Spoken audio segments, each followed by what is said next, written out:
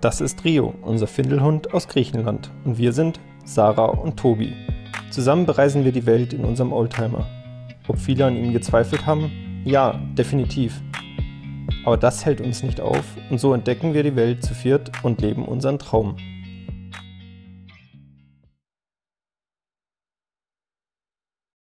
Wir fahren jetzt zu einer Bar und unsere kanadischen Freunde hier hinter uns fahren auch dorthin. Dort darf man übernachten, wenn man ein Bier trinkt, das ist gar kein Problem. Und ja, dann sind wir eigentlich schon wieder auf halber Strecke. Oder dann sind wir wieder 150, dann sind wir schon wieder... 200. 200? Fast 200. Dann sind wir schon wieder 200 Kilometer fast gefahren. Und wir haben gehört, dass der Süden voll mit Deutschen und Schweizern sein soll. Mal schauen, ob da Platz ist für uns dann.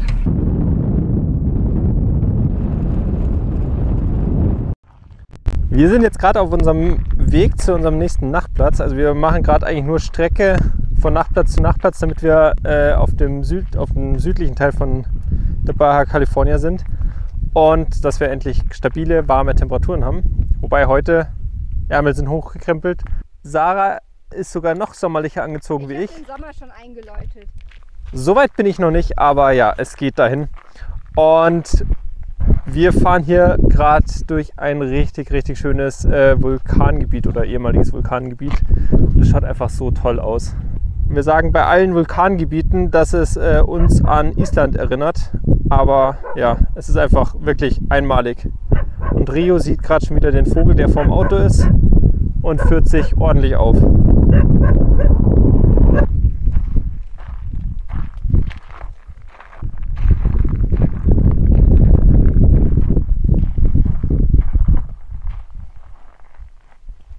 Und heute, bevor wir losgefahren sind, hat die Sarah eine ganze Delfinschule gesehen, die vor dem Strand direkt lang geschwommen ist. Wir hatten leider keine Kamera, kein Handy, nichts griffbereit. Aber es fängt schon mal gut an, weil wir wussten vor allem nicht, wo sieht man hier die meisten Wale, Delfine, was auch immer, was wir natürlich auch sehen wollen.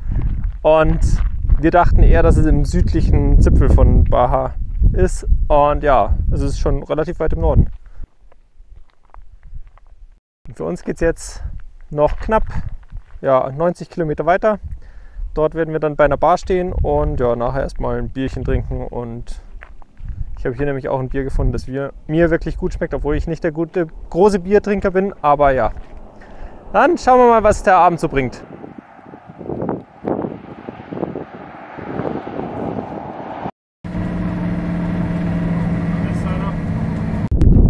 Eigentlich wollten wir jetzt erst im südlichen Teil von der Baja weiter filmen, aber wir sind hier gerade in ein Tal reingefahren und es ist einfach ultra spektakulär. Und zwar sind hier überall Kakteen in dieser Größe. Also man sieht es, glaube ich, einigermaßen. Und es schaut einfach so krass aus. Jetzt nochmal von nahem, wenn die Sarah davor steht. Das ist so extrem.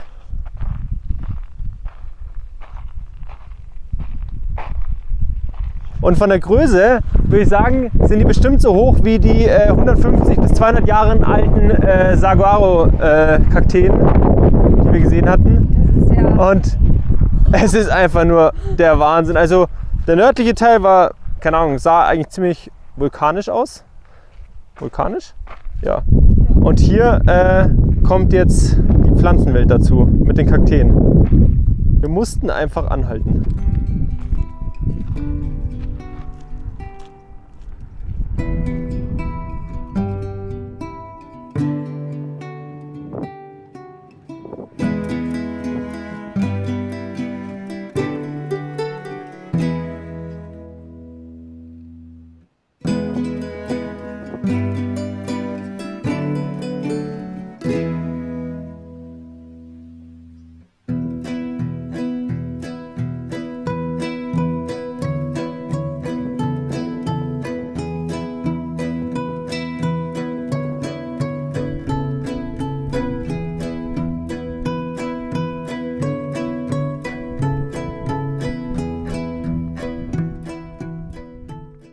Nichtsdestotrotz geht es jetzt für uns weiter auf die Südhälfte der Baja.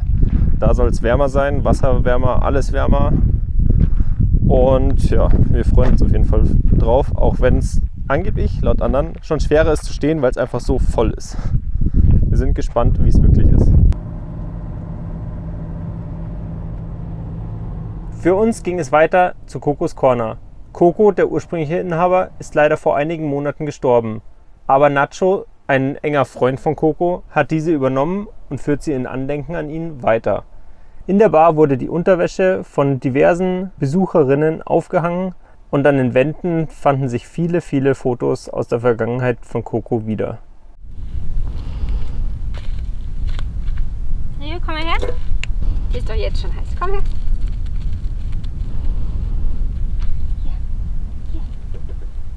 Hier. Willst du nicht? Bist du doch nicht? Bist du angetäuscht? Ja, dann nicht. Wir sind nördlich von Guerrero Negro und hier sind riesige Sanddünen. Erinnert uns ein bisschen an den White Sands National Park in den USA. Der Sand ist aber nicht so weiß, aber es ist super schön. Also wir haben jetzt die letzte Nacht hier verbracht und jetzt gehen wir nochmal in die Sanddünen rein. Wir wollen jetzt Rio noch mal ein bisschen hier den Sand ermöglichen und fahren auch heute, ich glaube, nur 3 Kilometer weiter südlich zum nächsten Stellplatz, wo auch die Sanddünen so schön sind. Und wir ein Pärchen noch kennengelernt haben, die auch einen Hund in Rios Alter haben, auch ja, ich denke, es ist ein Golden Retriever-Rüde oder sowas in der Mischung. Und die haben so schön gestern gespielt, deswegen möchten wir da gerne nochmal hin zurück. Und es war auch dort einfach, man steht einfach direkt an den Dünen. Das ist einfach super schön hier. Also Mexiko, die Natur hier begeistert uns sehr. Und ach ja, wie ihr sehen könnt, haben wir mittlerweile, heute werden es 22 Grad, es sind jetzt aktuell glaube ich 18, aber mit der Sonne ist es super, super warm. Und wir haben schon beide den ersten Sonnenbrand, sind das gar nicht mehr gewohnt und es ist einfach schön. Also endlich mal so ein Wetter, was wir uns 2 Monate wieder gewünscht haben. Es sind keine Minustemperaturen und man hört hier nachts die Kojoten so laut. Also wir wurden schon gewarnt von anderen Reisenden, dass man, sobald die Dämmerung einsetzt, dass man die sogar teilweise sehen kann. Und ja, Rio war natürlich super nervös. Also es hat angefangen, die Stimme, und er hat schon gebellt und sich groß gemacht. Ja, heute Nacht hat er, glaube ich, einmal geknurrt. Ja, aber gesehen haben wir sie bisher hier noch nicht. Und jetzt geht es für uns dahinter in die Dünen rein.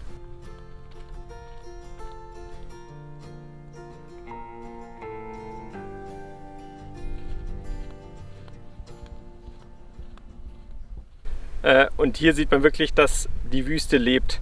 Wir sind überall, also wirklich fast überall, wo die Büsche sind auch kleine Fußspuren drin von der Größe, von Mäusen, Ratten, ich habe keine Ahnung, von der Größe einfach. Und hinten habe ich auch Hasenköttelchen gesehen und das ist echt irgendwie lustig, und im Vergleich zu den Fingern, sie sind einfach so winzig und sie sind überall. Und Rio wartet da hinten schon, das im Schatten. Und das ist echt, also ich bin froh, dass wir weit genug wegstehen, weil sonst hätten wir die Tiere vermutlich wieder in unserem Auto.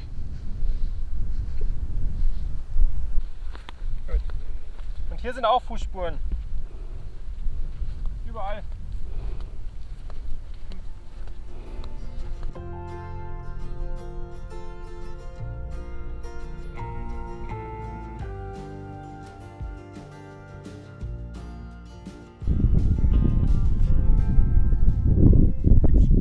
Und was sagst du?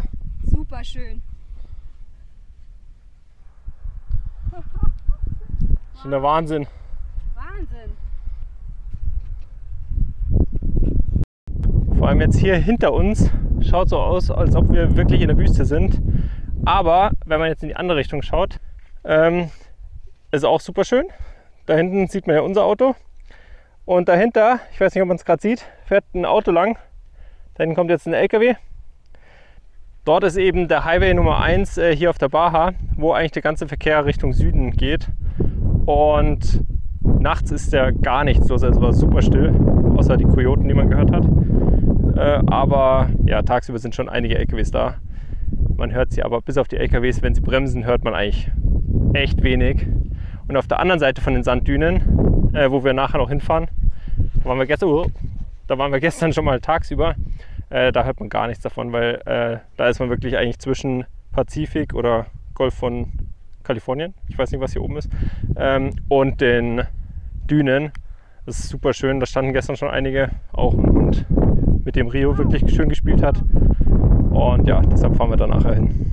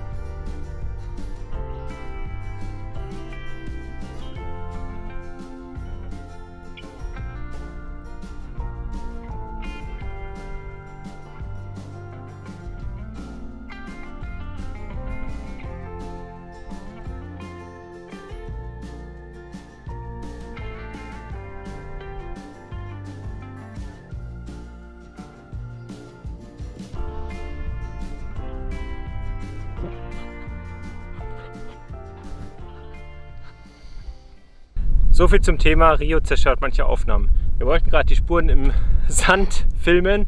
Und was hat er gemacht? Er hat den ganzen Hang hier zum Runterbröseln gebracht. Was, er? Rio, komm hierher und hol dir den Anschluss ab. Genau so hat er es gemacht. Ist gut gemacht.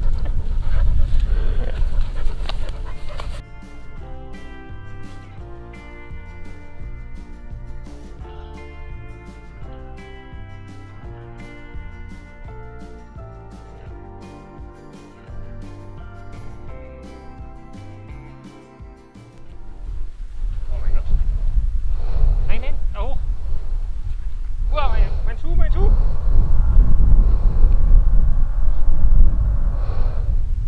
Ah, komm, geh weiter!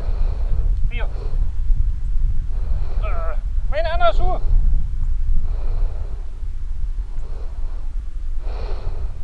Was man nicht am Fuß hat, hat man in der Hand.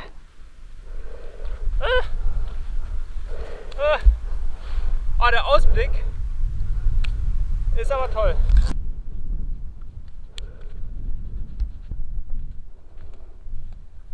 Ja, Rio. Was ist los? Geh wieder hoch. Komm. Geh hoch. Wenn es einen gibt, der zu viel Energie hat, er ist es. Alter, ist das geil. Ich komme jetzt hoch, um den Ausblick zu zeigen.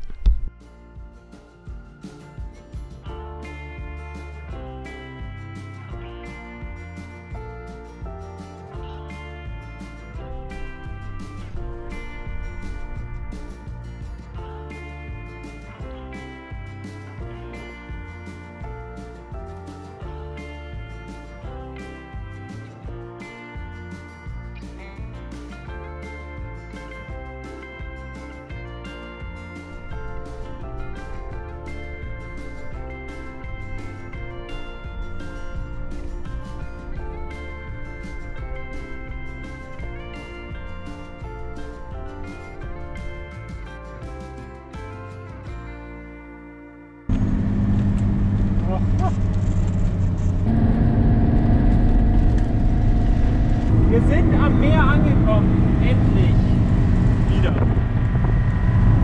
Auf der Windseite. Ja. Auf der Seite zum Festland, also auf der Ostseite von der Baja.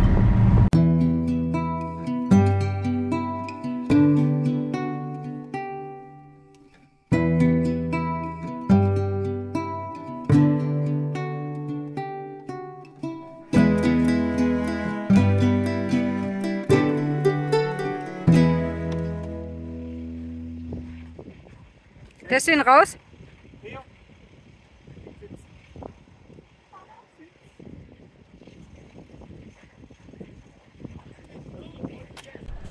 Wir sind jetzt gerade nördlich von Santa Rosalia angekommen, auf der Ostseite von Baja California.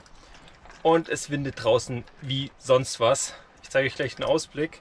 Hier machen wir jetzt nachher mit Lucy, Dan und Thomas ein Lagerfeuer. Und ja, lassen den Abend dann mit dem Feuer ausklingen und hoffen aber, dass der Wind aufhört, weil sonst wird es nachher richtig kalt, wenn die Sonne weg ist. Aber der Ausblick kann sich echt sehen lassen.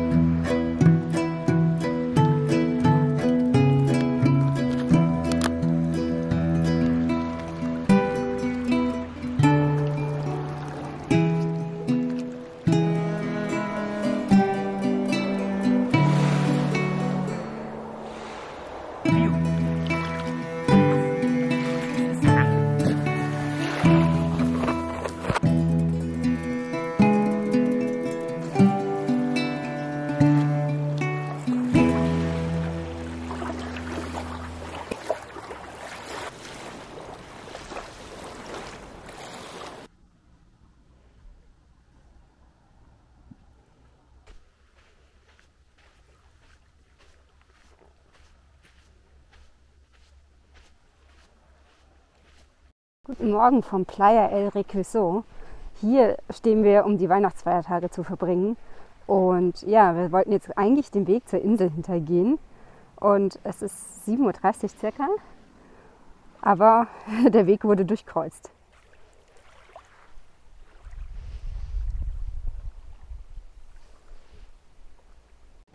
Damit haben wir jetzt absolut nicht gerechnet.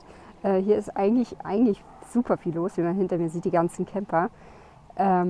Ja, ich denke, dass wir jetzt in die andere Richtung gehen werden und dann mal schauen. Heute Nachmittag wird es dann wahrscheinlich wieder hier möglich sein, zur Insel zu gehen, und wenn nicht, dann ist es halt so. Aber jetzt wissen wir, warum dieses Schild da steht. Bis hierhin dürfen Fahrzeuge fahren und nicht weiter.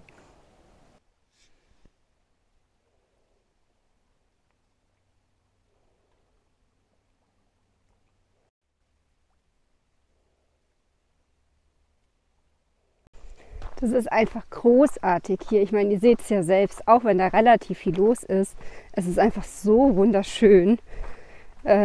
Und einfach diese Morgenstille. Es ist noch fast keiner unterwegs. Super. Und da vorne kommen Tobi und Rio.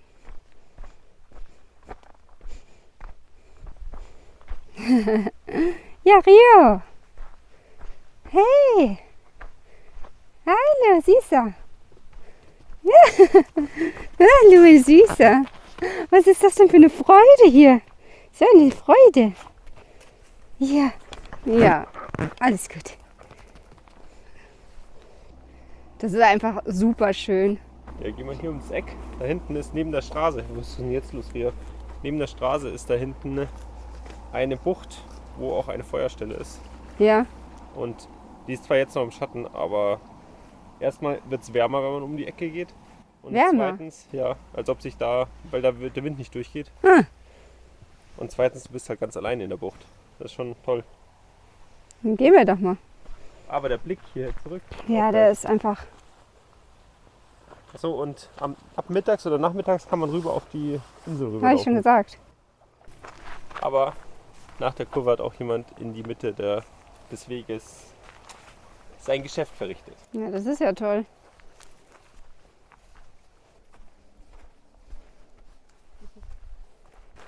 Das ist ja wirklich in die Mitte des Weges. Ja. Ist ja ekelhaft. Vor allem von hier sieht man auch auf die ganze Landzunge. Das heißt, So, ist ja. nicht mehr versteckt. Rio, geh weiter. Wow.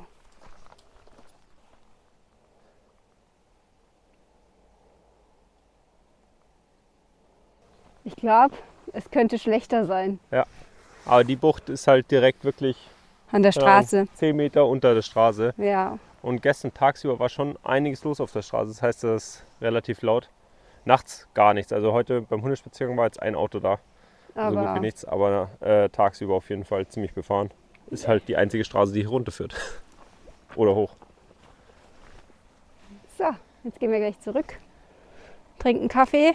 Hier hat man übrigens gar keinen Internetempfang, überhaupt kein Handyempfang, fangen wir so an. Genau. Und hier ist eine Familie neben uns, die hat Starlink, eine französische. Und die hat uns einen Zugang gegeben, dass wir überhaupt mal schreiben können, weil Ja, sonst sind wir immer echt oft abgeschattet und können die Bescheid geben, wo wir sind und so weiter. Ja, aber so wirklich schlimm ist es jetzt erst südlich von Mulegé. Ja. Und gestern hat ein Mexikaner uns einen anderen Ort gesagt, also zwischen Mulegé und dem Ort südlich, oder den er gesagt hat, ich weiß es nicht mehr, da hat man so gut wie keinen Empfang und der hat gesagt, sonst ist Telcel der beste Anbieter. Ja. Sonst wissen wir noch gar nicht, wie wir das nächste Video hochladen. Naja, wird sich schon alles ausgehen und sonst ist es leider so. Wir müssen die Plätze wie diese genießen. Ja, und außerdem kurz weiter Richtung Süden kommt ein Platz, der heißt schon Dolphin Bay. Ja, und da sollen mehrmals am Tag Delfine vorbeikommen und der hat auch keinen Internetempfang. Ja.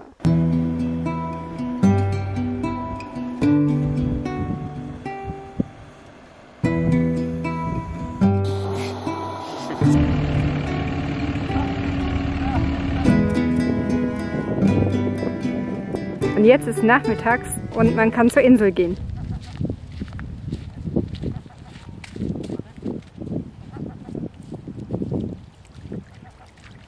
Steigst noch ein bisschen da durch.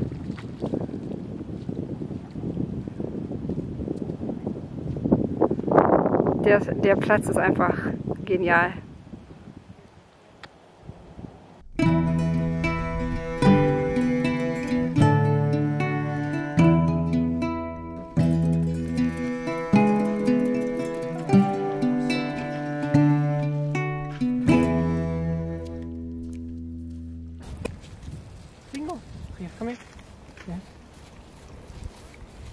So ist gelaufen.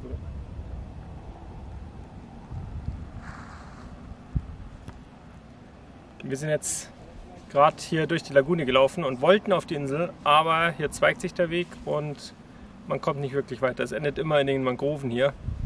Und ja, das heißt, man kann hier ganze 200 Meter laufen und heute Morgen der Spaziergang auf der anderen Seite am Ufer lang ist auf jeden Fall länger und ja, nicht schöner. Also ich finde halt das mit der Lagune super schön, aber auf jeden Fall länger. Komm hier, mal zurück.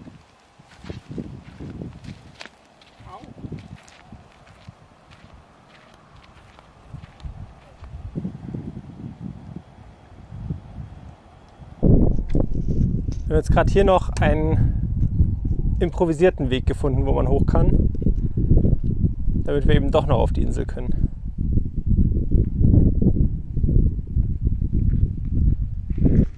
So, und jetzt komme ich dran.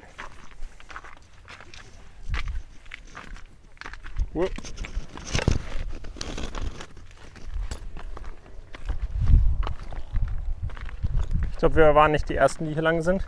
Nee, bestimmt nicht. Aber schau mal da runter. Wie so eine kleine Lagune.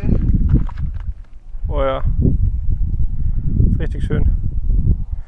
Und der Ausblick von hier oben ist auch schön. Aber es ist ganz schön voll geworden heute.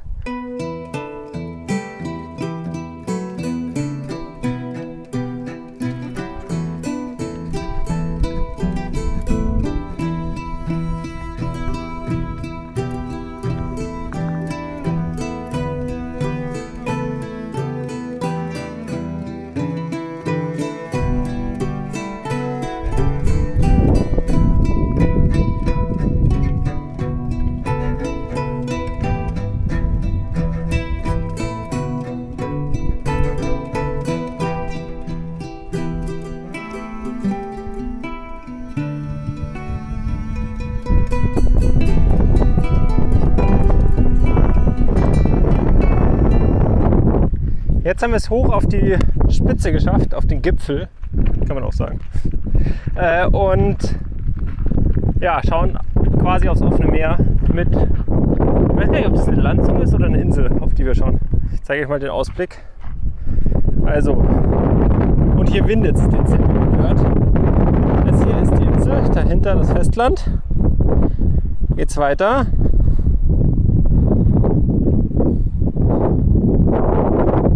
Man merkt auf jeden Fall, dass es deutlich windiger ist. Und hinter uns sieht man die beschützte Bucht, wo das Wasser aufgrund der Ebbe immer weiter zurückgeht und es ist einfach super still und ruhig. Und ja, was man aber wissen muss, das wurde uns nämlich gestern noch gesagt, auf der einen Seite auf der nördlichen Seite von der Landzunge sind viele Steine gebrochen. Man sollte nicht ins Wasser gehen. Auf der südlichen Seite kann man ins Wasser gehen. Sollte man vielleicht beachten, wenn man hier ist.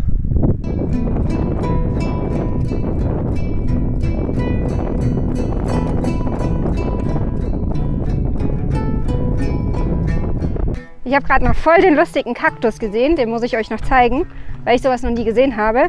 Der hat so Noppen, also der hat so Kugeln und ich glaube daraus entsteht der dann oder da verlängert der sich dann. Der schaut voll lustig aus. Meinst du? Ja, es kann schon sein. Der Platz ist einfach großartig. Also ja, natürlich ist es voll hier, aber wem kann man es verdenken, dass es hier voll ist? Es ist einfach so schön. Und für das, dass Weihnachtszeit ist, ist es eigentlich noch relativ leer, würde ich sagen. Aber ja, jetzt gehen wir mal zurück. Das war die Insel, die wir heute Morgen jetzt nicht machen konnten. Ja, im Laufe des Tages lässt eben die Flut nach und dann ist die Ebbe und dann kann man dahinter laufen.